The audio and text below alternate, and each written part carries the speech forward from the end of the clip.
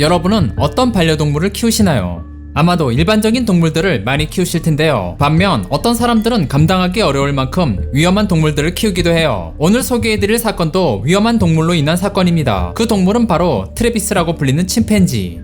트래비스는 어린 시절 인기 스타였어요. 그런데 어른으로 자라서 사람의 얼굴과 손가락을 찢어요. 이 녀석은 태어나자마자 백만장자 집안에 입양되어 14년 동안 자식처럼 길러졌어요. 그리고 다른 침팬지들과는 출발선부터가 다른 우수한 환경과 좋은 교육을 통해서 거의 유사인간급으로 사회화가 되었어요. 그렇지만 사람을 공격했어요. 피해자는 성인 여성임에도 불구하고 속수무책으로 당하고 말았죠. 간혹 세간에서는 침팬지 체구가 초딩이 정도라 인간이 압도적인 피지컬과 로우킥으로 제압한다고 하는데요. 하지만 침팬지의 악력은 130kg로 이미 인간계 평균치를 뛰어넘어요. 즉 소나기에 잡혀서 이빨로 뜯으면 인간도 종이처럼 찢긴다는 거죠.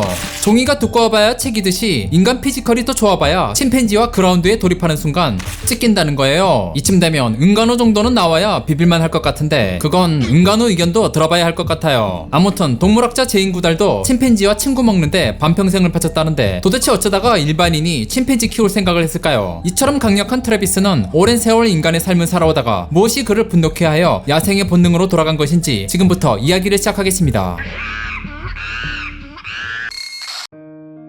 1995년 10월 21일 트래비스는 미주리 페스투스 근처에 있는 침팬지 보호구역에서 태어났습니다. 그런데 태어난 지 3일 만에 팔렸어요. 엄마 젖을 떼기도 전에 분양하듯 팔렸고 당시 산드라와 제롬 헤럴드 부부가 그를 5만 달러, 즉 현재 하나 기준으로 약 6,390만 원에 구매해요. 비쌉니다. 돈 없으면 엄두도 못 내겠어요. 그런 다음 산드라와 제롬 부부는 이 검은 머리 짐승을 양아들로 삼아요. 또한 트래비스의 이름은 산드라가 가장 좋아하는 가수 트래비스 트리티 이름에서 따왔다고 해요. 그렇게 트래비스는 엄마 침팬지 얼굴도 모른 채 생이별을 하게 되죠. 트래비스 엄마의 이름은 수지라고 하는 11살의 침팬지였고 트래비스가 떠나고 몇 년 후 보호구역에서 탈출해요. 그런데 산탄총에 맞아 죽어요.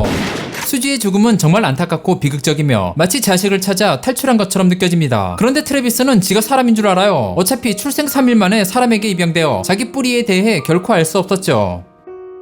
그렇게 트래비스는 완벽한 인간 사회 안에서 자랐고 그가 자라면서 헤럴드는 이빨 닦고 변기 사용법 등 기본적인 인간 구실을 가르쳤어요. 거기다 산드라는 매일 새로운 옷을 입힐 정도로 다양한 옷이 가득 찬 트래비스만의 옷장을 준비했어요. 이쯤 되면 동물을 키우는 게 아니라 애를 키우는 거나 다름없었어요. 그런데 산드라가 이렇게까지 침팬지에게 지극정성으로 극성인 이유가 있습니다. 그것은 그녀가 어린 시절부터 외동딸로 자라서 유독 외로움을 많이 타서 그런 것 같아요. 그래서 산드라는 고등학교를 졸업 후 곧장 결혼했어요. 그녀는 충동적으로 결혼하였고 이후로도 돌싱과 재혼을 반복해요. 그러던 중 마지막 세 번째 재혼은 자동차 사업가이자 알부자였던 제롬 헤럴드와 하게 되어 산드라에 대한 제롬의 사랑은 찐사랑이었고 그의 사랑은 산드라가 두 번째 남편 사이에서 낳은 딸 수잔까지도 사랑할 정도였죠.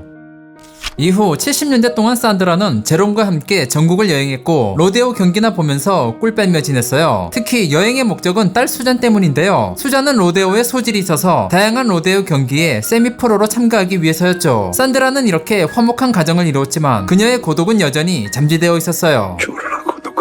그러다 전국을 떠돌며 여행 중이던 젊은 여성 샬라네시와 나이를 초월한 절친이 되었고 이 여행에서 그녀들은 미래에 큰 영향을 미칠 운명적인 계기를 만나요. 그것은 산드라가 로데오 경기장에서 말을 타고 링을 돌던 침팬지에게 이끌린 거고 이때 말을 타던 침팬지가 산드라 품에 안기는 놀라운 경험을 했어요. 이 경험은 산드라를 심쿵하게 했고 침팬지에 대한 애정을 갖게 만듭니다.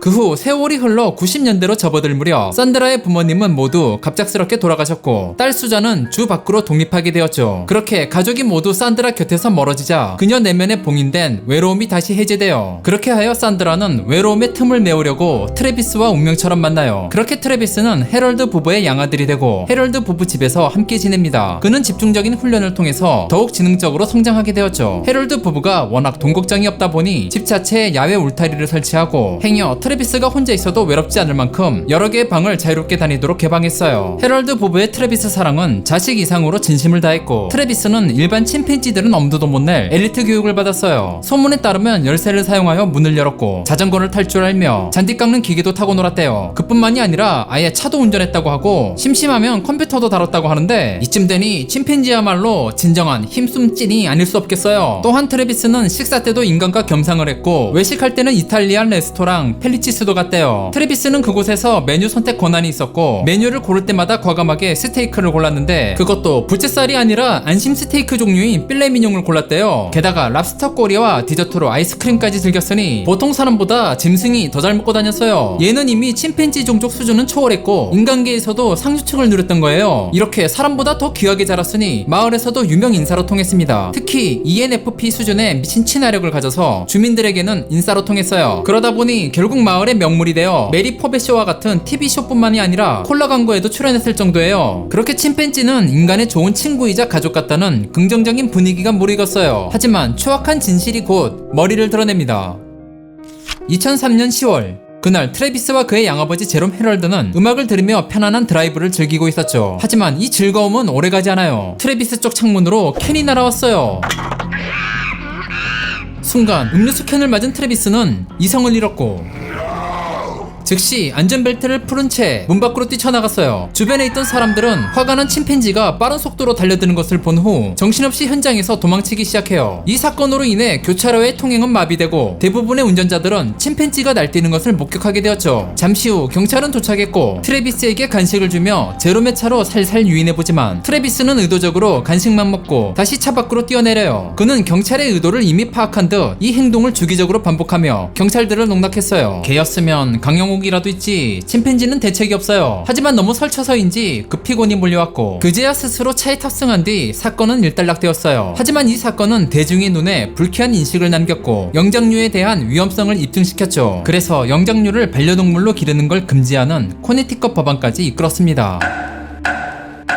그 사건 이후로 2005년 어느 날 산드라의 남편 제롬은 위암으로 사망합니다. 그리고 이때부터 일정한 거주지가 없던 샬라넷이가 산드라의 딸이 쓰던 아파트에 살게 돼요. 그녀는 아파트에 사는 조건으로 산드라와 트래비스를 돌봐주기로 한 거예요. 이때 트래비스는 14살이었고 거의 108kg가 넘는 거구가 되어 있었죠. 샬라넷이는 트래비스를 두려워했어요. 그녀가 산드라와 약 30년 지기였고 트래비스를 입양했을 때도 함께였어요. 하지만 트래비스와는 여전히 불편했죠. 그러던 중 운명의 2009년 2월 16일이 찾아옵니다. 이날 트래비스는 산드라의 차키를 쥐고 문 밖으로 나가요. 이때 산드라는 트래비스를 통제할 수 없어서 급한 대로 샬라넷시에게 도움을 청했죠. 그로부터 오후 3시 40분경 샬라넷시는 현장에 도착했고 산드라와 트래비스의 상황을 목격하고 차에서 내려요. 그런데 갑자기 트래비스는 그의 분노를 샬라넷시에게 향해요. 그러자 샬라넷시는 트래비스를 진정시키려고 그가 가장 좋아하는 엘모 인형을 집어듭니다. 하지만 그것은 트래비스가 폭주하는 트리거가 되었고 순식간에 샬라를 향해 달려들어 그녀를 땅에 내리꽂아요. 그런 다음 거구의 힘으로 파운딩하고 샬라의 얼굴에서 피부를 찢어냅니다. 이에 산드라는 정신을 차리고 빨리 경찰에 전화를 걸어 출동을 요청했어요. What is the problem? He's killing my friend! Who's killing your friend? My chimpanzee! Oh, your chimpanzee is killing your friend. He ripped her apart! Hurry up! With a gun. Hurry up, please! There's someone on the way. With guns, please! Shoot him! What is the monkey doing? Tell me what the monkey's... He ripped her face off! He ripped her face off? He's trying to attack me! Please, please!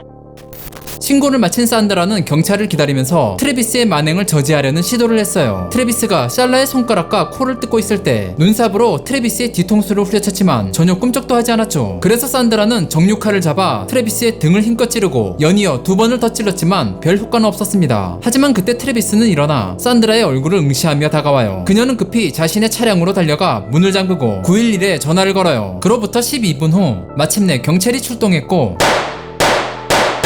이 과정에서 4발의 총을 맞은 트래비스는 비틀거리며 뒤로 물러나더니 비명과 함께 대변을 지르고 달아났습니다. 그리고 경찰은 트래비스를 추격하며 가던 중 시체같이 쓰러져 있는 샬라넷시를 발견하게 돼요. 그녀의 얼굴은 이미 다 뭉개졌어요. 그리고 그 와중에도 살기 위해서 그루터기처럼 남은 팔로 경찰의 다리를 잡으려 손을 뻗었다고 해요. 또한 경찰들이 트래비스의 핏자국을 따라 집 안으로 쫓아갔을 때는 트래비스가 이미 침대 기둥을 움켜쥐고 몸을 앞으로 내민 채로 죽어 있었다고 합니다.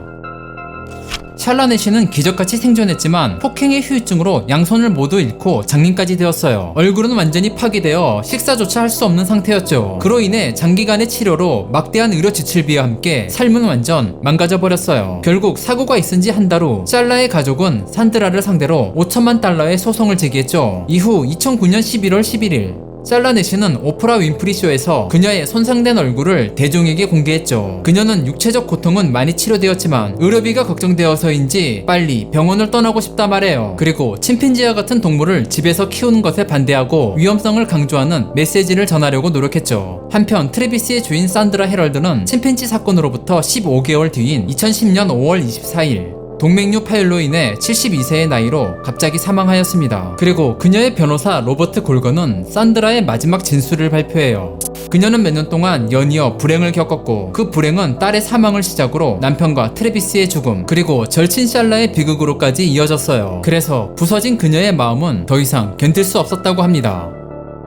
트래비스가 왜 분노했는지는 정확히 알려지지 않았습니다. 하지만 실제로 그 질문에 대한 답을 지지하는 근거가 있었습니다. 당시 트래비스 시체를 부검한 부검이가 트래비스의 이빨에 묶인 자낙스의 흔적을 발견했어요. 자낙스는 일반적으로 신경 안정제로 쓰이며 사용자를 진정시키고 졸리게 만드는 약물이지만 때때로 기억력 문제와 시야 흐림에 부작용이 있었죠. 그리고 후에 밝혀진 사실이지만 산드라는 실제로 트래비스를 진정시키기 위해 때때로 자낙스를 줬다는 것을 알게 되었죠. 또한 샬라넷시가 트래비스에게 도착했을 때 그녀는 이전과 다른 헤어스타일을 하고 있었어요. 그래서 트래비스가 보기에 그녀는 완전히 낯선 사람처럼 보였을 겁니다. 그런데 하필 이때 트래비스가 아끼는 엘모 인형을 샬라넷시가 집어들고 이를 본 트래비스는 이미 격분한 상태에서 자극받은 게 유력한 사고 원인으로 분석되었죠. 트래비스는 좋은 환경에서 훈련받았지만 그는 여전히 인간 세상에서 살기에 부적합한 야생동물이었죠. 그리고 산드라가 사건 이후 생전에 남겼던 인터뷰 중에 트래비스에게 칼을 꽂던 때를 언급한 부분이 있는데요. 그녀는 그에게 칼을 꽂은 것은 자신에게 칼을 꽂는 것과 같았다고 합니다. 그리고 그때 트래비스가 일어나서 응시할 때는 마치 엄마 뭐 한 거야? 라고 말하는 것 같았다는 말을 남겼습니다. 이상 한 인간의 외로움과 통제할 수 없는 야생동물로 인해 발생한 안타까운 비극을 말씀드리며 오늘 우사미의 기록일지는 여기서 마치겠습니다.